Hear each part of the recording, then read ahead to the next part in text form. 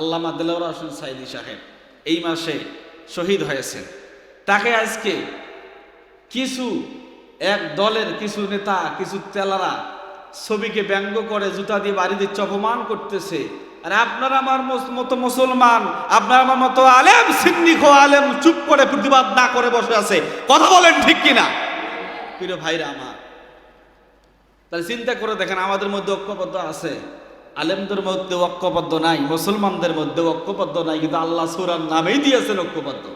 কথা বলেন ঠিক কিনা প্রিয় বন্ধুগণ আমার? এই ঐক্যবদ্ধ যদি আলেমরা থাকেন, মুসলমানরা যদি ঐক্যবদ্ধ থাকেন, এই দেশে কোনো চিটারি থাকবে না, এই দেশের ভিতরে কোনো অন্যায় থাকবে না, এই দেশের ভিতরে কোনো লুটপাট থাকবে না, হাজারি থাকবে না, সব 1 ঘন্টার মধ্যে বন্ধ করা সম্ভব। কথা বলেন ঠিক কিনা?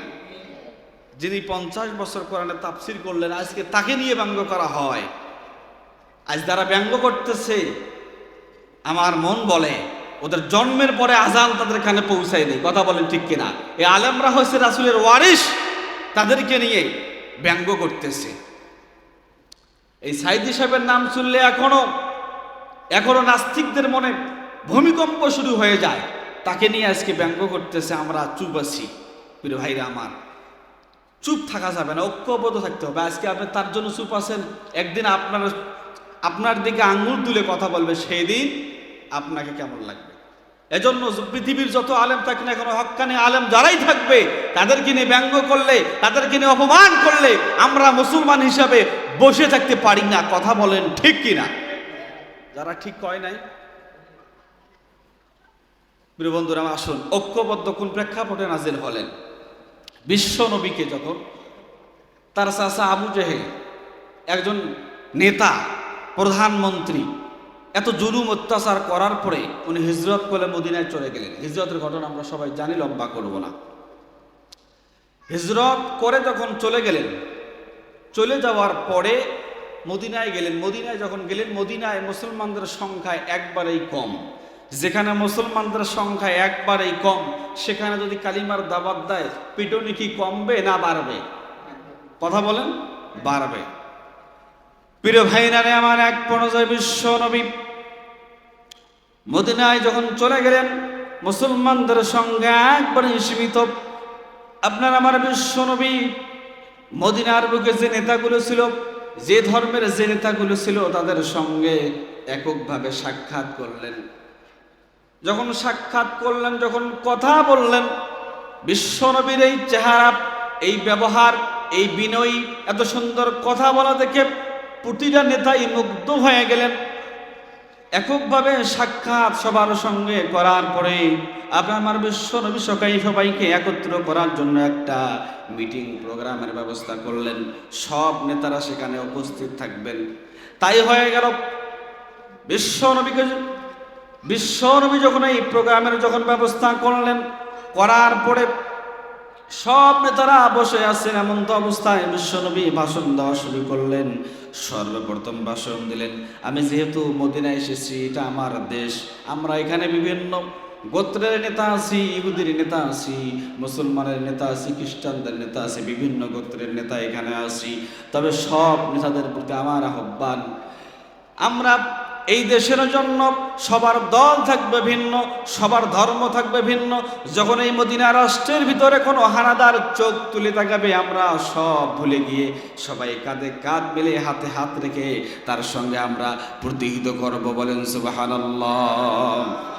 এই ভাষণ, এই বক্তব্য যখন দিলেন, এই বক্তব্য শোনার পরে সকল ইহুদি খ্রিস্টানদের মনের ভিতরে তৃপ্তি এসে গেল। হায় রে, এমন কে সে নেতা, এত সুন্দর ভাষণ তো আমরা কারো কাছ থেকে পাই নাই, এত সুন্দর বাণী তো আমরা কারো মুখ থেকে শুনি নাই, এত সুন্দর চেহারা, এত বিনয়ী একজন নেতা।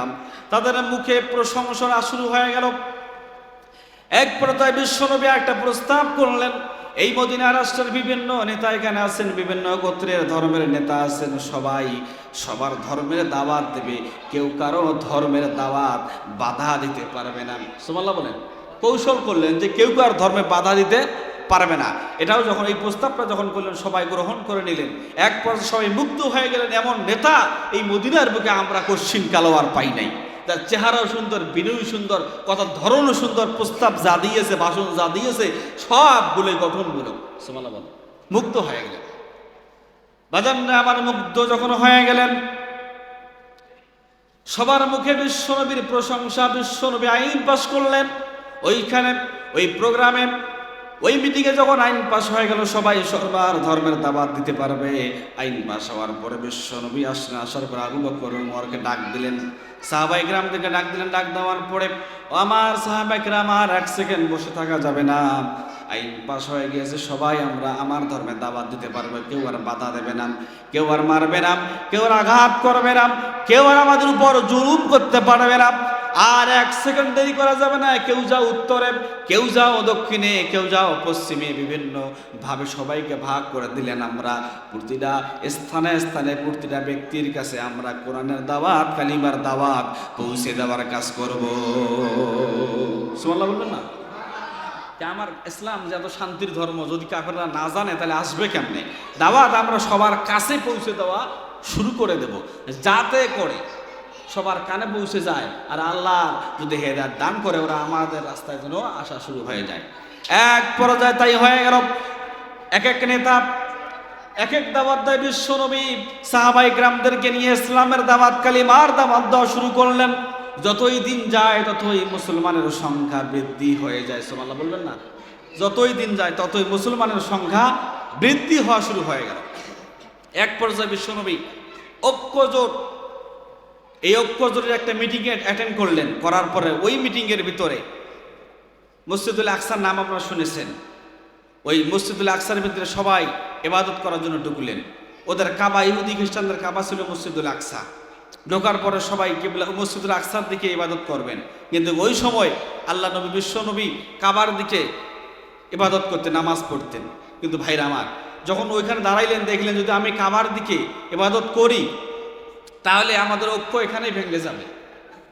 কারণ এরা করবে মসজিদুল আকসার দিকে ইবাদত, আমি করবো কাবার দিকে। এখানে একটা মতপার্থক্য শুরু হয়ে যাবে। কি করবেন সিদ্ধান্ত পাচ্ছেন না।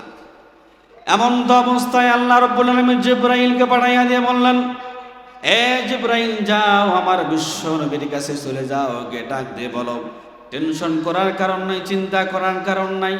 ঐক্যজোট টিকে রাখার জন্য আপনাকেও ওই মসজিদুল আকসার দিকে কিবলা বানাইয়া নামাজ আদায় করতে হবে। সুবহানাল্লাহ বলেন। কারণ ঐক্যজোট ভাঙ্গাই মুহূর্তে যাবে না। ঐক্যজোট টিকে রাখার জন্য আপনি ওই খ্রিস্টানদের সঙ্গে তাদের কিবলার দিকে আপনি নামাজ পড়েন। আমি আল্লাহ তাআলা পশ্চিমেও আছি, পূবেও আছি, উত্তরেও আছি, দক্ষিণেও আছি। সুবহানাল্লাহ বলেন। প্রিয় ভাইরা আমার, সময় স্বল্পতা, তবে এখানে যারা এসেছেন কারা আসতে পারছে, আল্লাহ তাআলা কাকে ভালোবাসেন, এই পয়েন্টটা বলে শেষ করে দেব। আল্লাহ রাব্বুল আলামিন 4 ব্যক্তিকে ভালোবাসেন। আপনি বুঝবেন কেমনে যে আমাকে আল্লাহ তাআলা বেশি ভালোবাসেন? এটা বুঝবেন কেউ চেনার জন্য 4টা উপায় আছে। এক নম্বরে আল্লাহ তাআলা যে ব্যক্তিকে ভালোবাসবেন সেই ব্যক্তিকে সবাই তাকে ভালোবাসবে। সুবহানাল্লাহ বলেন। মানে ওই ব্যক্তিকে সবাই ভালোবাসবে। 2 নম্বরে আল্লাহ তাআলা যাকে ভালোবাসবেন তাকে ছোট্ট ছোট্ট বড় বড় বিপদ দিয়ে তাকে পরীক্ষা করবেন। আমরা বিপদ আসলে, আমরা মুসিবত আসলে আমরা আল্লাহকে ভুলে যাই। আমরা বিভিন্নভাবে মনক্ষুণ্ণতা হয়ে যায়, আল্লাহর উপরে রাগ করি। আল্লাহকে আর মানুষ দেখেন, আমার উপরেই বিপদ দেয়, বলি কিনা? আল্লাহ যাকে পছন্দ করবেন, ভালোবাসবেন, তার উপরে 2 নম্বর চেনার উপায় যে তাকে বিপদ দিয়ে পরীক্ষা করবেন। 3 নম্বরে আল্লাহ রাব্বুল আলামিন ওই বান্দাকে দুনিয়ার গুনাহের কাছ থেকে ফেরাইয়া নেবেন। সুবহানাল্লাহ বলেন। তার মানে যারা এখানে এসেছেন তাদেরকে আল্লাহ তাআলা ভালোবাসেন, ঠিক কিনা? কারণ এত মানুষ এখানে আছে, সবাই কিন্তু আসতে পারতেছে না। আপনাকে ভালোবাসে বিধায় গুনাহের কাছ থেকে সরিয়ে এনে কোরআনের মঞ্চে বসিয়েছেন। সুবহানাল্লাহ বলেন। 4 নম্বরে আল্লাহ রাব্বুল আলামিন তাকে দিয়ে ভালো ভালো কাজ করিয়ে নেন। সুবহানাল্লাহ বলেন। তাকে দিয়ে ভালো ভালো কাজ করিয়ে নেন। মাদ্রাসা, মসজিদ, এই মাদ্রাসার কাজ সবাই করতে পারে। আলেমকে সবাই ভালোবাসতে পারে? ভালোবাসতেন। এক পক্ষ ভালোবাসবে, আরেক পক্ষ সমালোচনা করবে, আরেক পক্ষ ওই আলেমের চাকরি খাওয়ার চিন্তা ভাবনা করবে। কথা বলেন ঠিক কিনা?